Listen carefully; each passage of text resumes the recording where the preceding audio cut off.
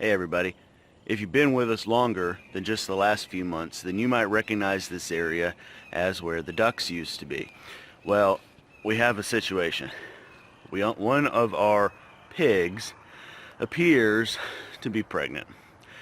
And as much as we really want to process both of these, well, three of these pigs and be done with them, we're not gonna process a pig that's obviously in the last stages of pregnancy. So we need a new place for the pigs to be.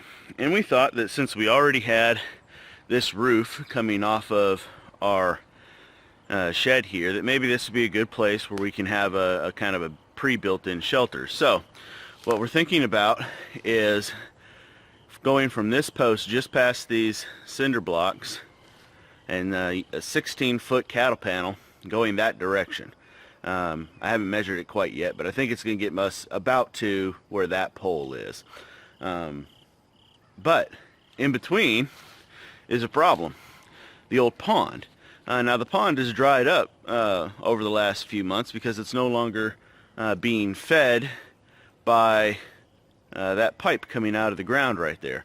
You see, inside of the coop is where we had that automatic waterer that I did so many years ago, and the overflow pipe for it was keeping this pond wet. So now what I'm going to do is grab my tractor and take all of this dirt that we were using to hold down the fence so that the chickens and ducks weren't going under the fence, and push it back up this way and see if it's enough to fill in enough of this pond to basically hopefully level from there back down this way, so that we can put in a hog panel fence and have it be even with the ground. So we'll give it a try. I don't have anybody to film for me, and I don't have a tripod right now, so I'm gonna go do the work, and I'll have to come back and show you later. No action shots today, sorry. But hey, look, tractor.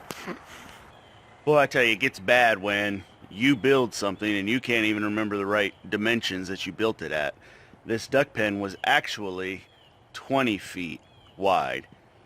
So here I am, just past 16 feet, but over there is my post. If I were to go on a diagonal like I was thinking, we're talking about a, let's see here, a 21 and a half almost span.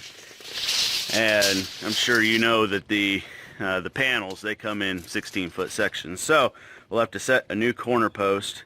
But the idea is to come off of this sheltered area that used to have poultry in it. We'll section off an area using a small section of hog panel. And so that because the end is a big gate that we don't have any way to really secure against a hog pushing on it. So we'll leave the gate and a gap, and then put in another fence to stop the pigs from getting to the gate, a hog panel you can step over. And then outside here will come from this post 16 feet out to another corner post, and then go 16 feet in that direction, or 32 feet in that direction, and now we're making just a rectangle. We'll make another 16 foot, and then we'll come back to the corner post there. And so this area here would be opened up for the pig to be able to get inside the sheltered area. So that's the current thinking. We want to make sure Mama has a place to stay. The negative sides of putting them back here, well, if you didn't see it before, well, the tractor's in the way. Let me step back this direction.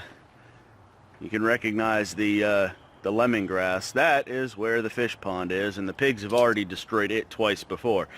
So this has got to be Fort Knox, because now at least one of the sows, we may keep the second sow for now, just because we don't know if she's pregnant, and I don't want to get in there and find out that I could have had 6 more pigs. So the idea here is to build Fort Knox and make sure the sow or sows stay in it. And we're for the time being ditching the idea of having pasture raised pigs. We will just have them in a bigger pig pen than I'm used to seeing pigs in, and feed them as we have to. So That's the plan for this project right now. We're gonna have to phone a friend to get the panels over here. I don't have any way to move 16-foot long panels, so I'm gonna phone a friend and finish up this project another day. Thanks for watching. If it's your first time being here, don't forget to hit that subscribe button up in the corner. We love having you guys around here and being part of our homestead community.